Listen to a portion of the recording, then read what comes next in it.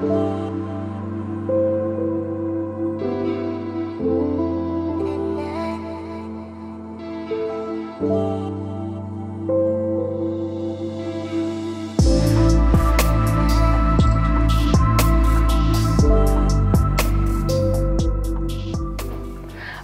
je suis contente de te retrouver pour ce nouveau partage aujourd'hui. Et aujourd'hui, je vais vous emmener quelque chose que j'ai lu récemment, que j'ai fait une lecture, j'ai trouvé ça tellement intéressant. J'ai dit, faut que je partage ça. Et le titre aujourd'hui, c'est « Tu es le sel de la terre ». On aurait pu dire aussi « Es-tu salé ». Alors, on va lire comme premier passage dans Matthieu chapitre 5, verset 13, qui nous dit « Vous êtes le sel de la terre.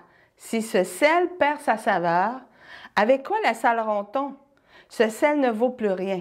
Il n'est bon qu'à être jeté dehors et piétiné. » Jésus, dans la parole de Dieu, il fait souvent des comparaisons, il parlait souvent en paraboles, mais il se servait toujours d'images que les gens comprenaient à cette époque-là. Pour eux autres, que quand Jésus parlait d'une chose, à cette époque-là, ça représente quelque chose. C'est comme moi, si je te dis un mot, si je te dis parapluie, tu vas dire « Ah, il doit mouiller », tu sais. Ça représente quelque chose pour toi aujourd'hui. Mais les gens, ça représentait quelque chose. Et de comprendre ce que ça représentait pour eux à cette époque-là va nous aider aujourd'hui à comprendre ce que Jésus voulait vraiment nous dire pour nous aujourd'hui. Et avec cette illustration-là, Jésus voulait leur faire comprendre quelque chose, leur enseigner quelque chose de très important en disant « Tu es le sel de la terre ». Qu'est-ce que ça veut vraiment dire? Pour nous, aujourd'hui, on voit le sel comme quelque chose qu'on met dans notre assiette pour que ça donne du goût, ça donne de la saveur. Et c'est beaucoup plus intéressant comme goût quand on mange, pour la plupart en tout cas. Et aujourd'hui aussi, le sel est très facile à acheter. Il y en a partout, c'est pas dispendieux, ça se vend vraiment partout, c'est à portée de notre main. Mais à l'époque, le sel était très dispendieux. Mais en même temps, il était indispensable pour tout le monde. Même si c'était dispendieux, ça en prenait. C'est un peu comme aujourd'hui, on peut dire « Ah, c'est donc bien cher le gaz ». Mais tu n'as pas le choix, hein? C'est indispensable. Si tu veux te rendre à ton travail, il faut que tu mettes du gaz dans ta voiture. Donc, à l'époque, premièrement, le sel servait de conservateur. Eh oui, à cause que la température était élevée en Israël, il faisait très chaud, la viande pourrissait et se décomposait facilement. Alors, il saupoudrait un peu de sel dessus pour la garder, pour la conserver et elle durait beaucoup plus longtemps. Et je me souviens que dans mes cours à l'école, on avait parlé de ça que à l'époque, v'là longtemps, nos arrière-grands-parents faisaient des trous dans la terre, ils mettaient du sel sur la viande pour la conserver, pour la garder plus au frais. Parce que les frigidaires et les congélateurs n'existaient pas. Alors, fallait qu'ils trouvent des solutions.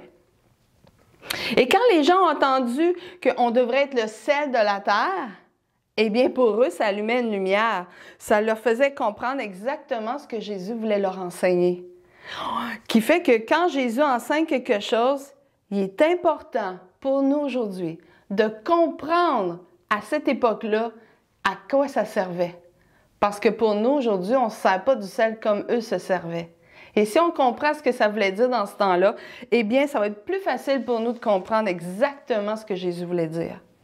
Et comme le sel servait pour conserver plus longtemps et empêcher que la viande pourrisse, eh bien, Jésus nous appelle par notre présence dans ce monde à préserver le monde du péché. Notre présence devrait aider à conserver et atténuer la corruption de ce monde. Deuxièmement, le sel servait d'assaisonnement. Et ça, c'est ce qu'on nous, on connaît le plus.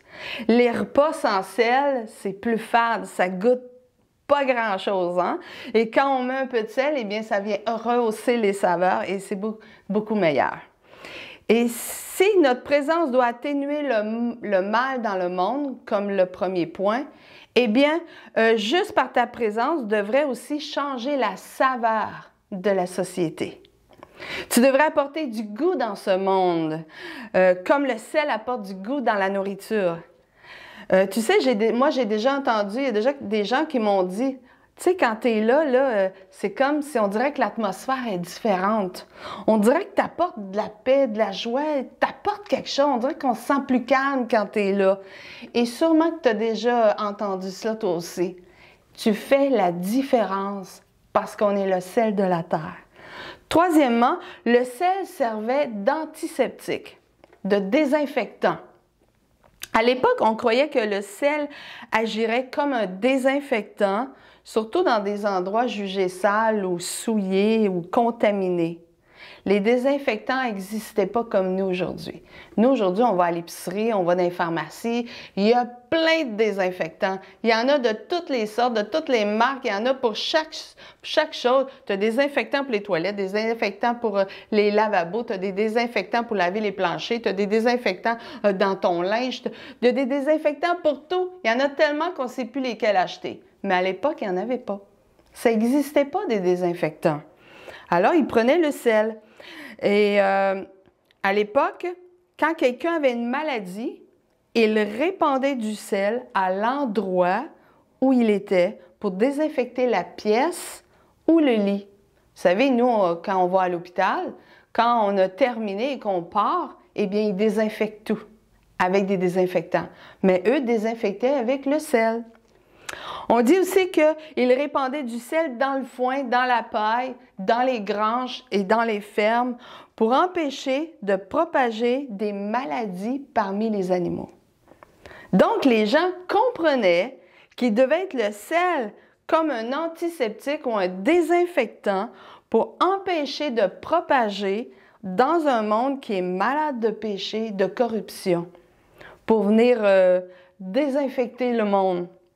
Et j'ai déjà vu des gens aussi qui sont devant moi et qui disent « Oups, excuse-moi, j'ai sacré, j'ai blasphémé ou j'ai dit une parole qui n'avait vraiment pas de sens. » Puis les gens sont mal à l'aise quand ils savent qu'on est chrétien. Et ça t'est sûrement déjà arrivé aussi. Et c'est ce qu'on devrait apporter. On devrait rendre les gens mal à l'aise de parler mal en notre présence.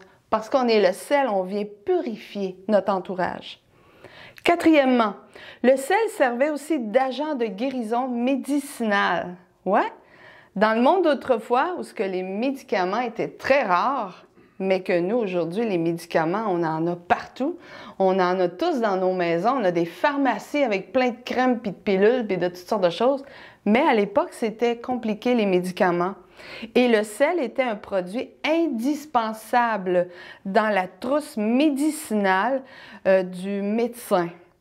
Le sel était dans la boîte de secours, dans la boîte d'urgence. Vous savez, dans nos petites boîtes de premiers soins, nous, on a un peu toutes sortes de choses. Il y a des plasters, il y a de la crème, il y a de l'onguent, il y a des petites lingettes désinfectantes. On a toutes sortes de choses.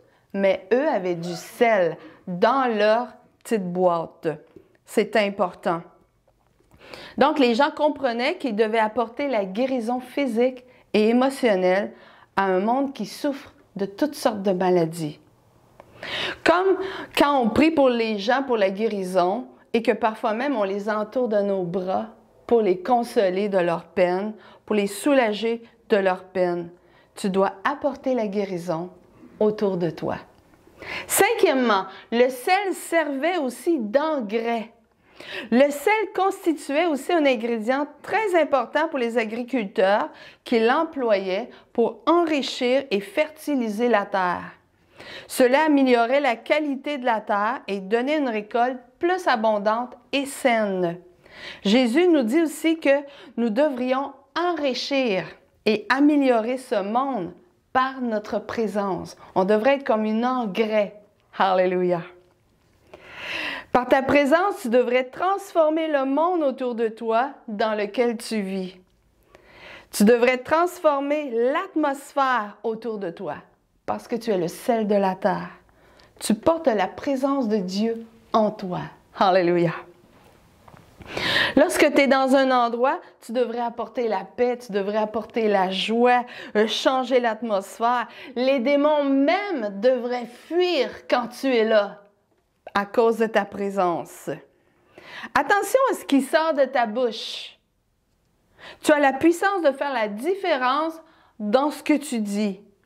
Si tu es assaisonné de sel, eh bien, tu vas prononcer des paroles qui préservent, des paroles qui ajoutent de la saveur à la vie pour donner du goût.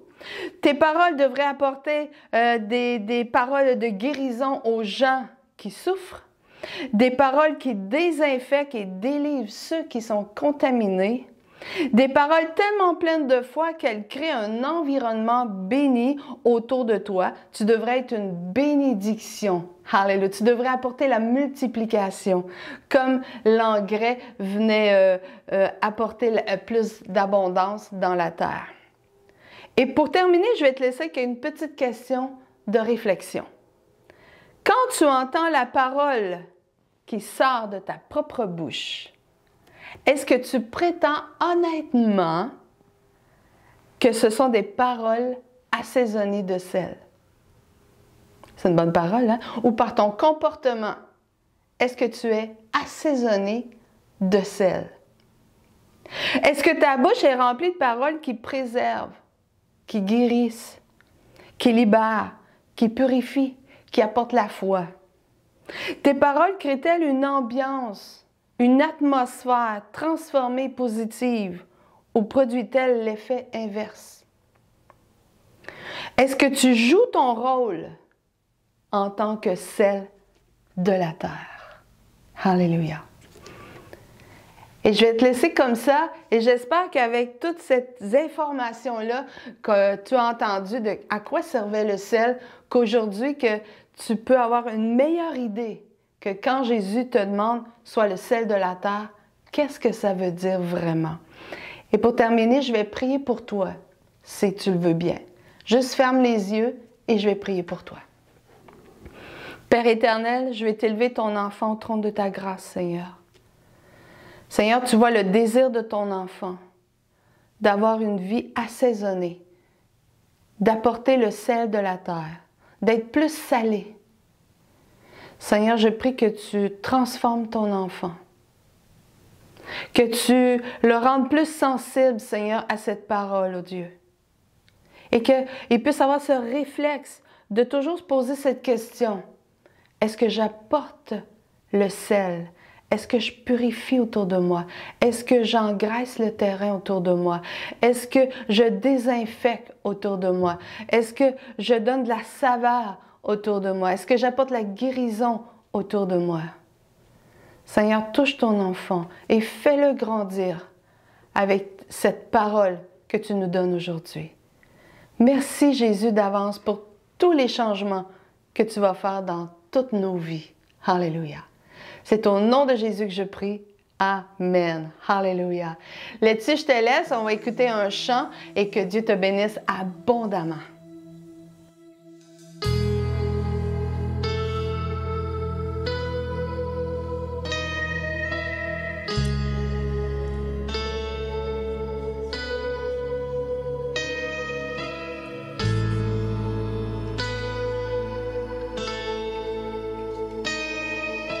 Je veux proclamer le nom de Jésus sur nos cœurs et sur chaque pensée, car je sais que la paix est dans ta présence, en toi Jésus.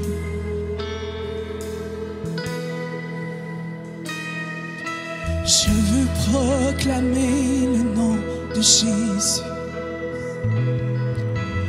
afin que toute chaîne soit brisée. Je crois que l'espoir et la liberté est en Jésus.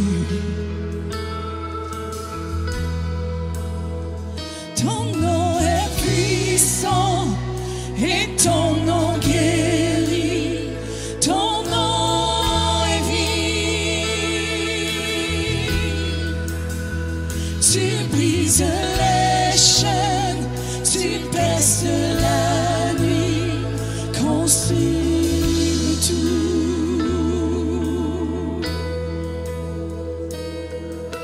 Je veux proclamer le nom de Jésus sur nos peurs et sur notre anxiété, sur les cœurs affligés.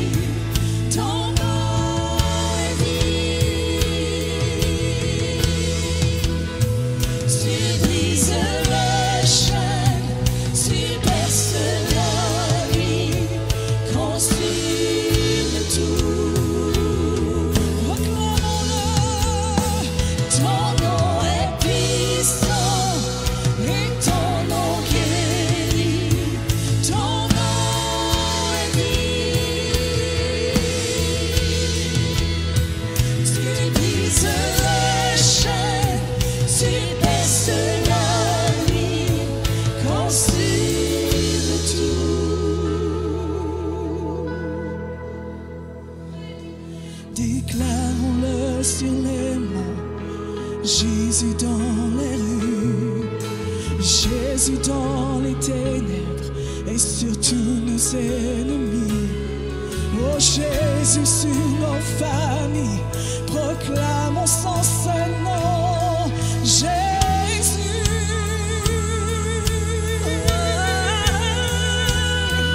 déclarons-le sur les monts, Jésus dans les rues, Jésus dans les ténèbres et sur tous nos ennemis. Jésus sur nos familles, proclamons son saint nom. Jésus, déclarons-le, déclarons-le. Ton nom est vie. Tu brises le chaîne, tu perces la nuit, consume tout. Ton nom est puissant et ton nom guérit. Ton nom est vie. Tu brises les chaînes, tu perces la nuit, consume tout.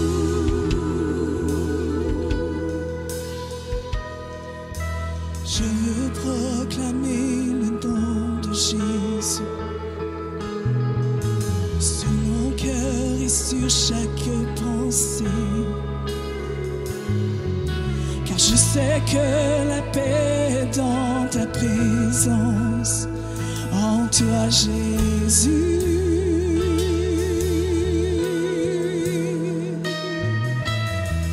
Proclamez le nom de Jésus ce matin.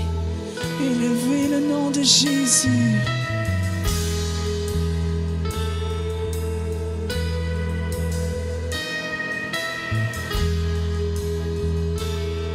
Déclarons-le. Déclarons-le sur les monts, Jésus dans les rues, Jésus dans les ténèbres et sur tous nos ennemis. Jésus sur nos familles, proclamons son saint nom. Jésus,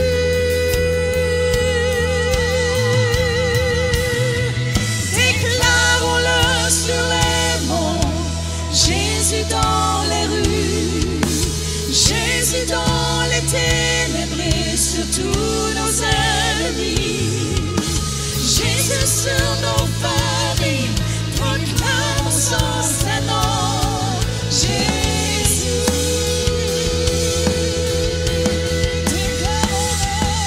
déclarons-le sur les monts, Jésus dans les rues, Jésus dans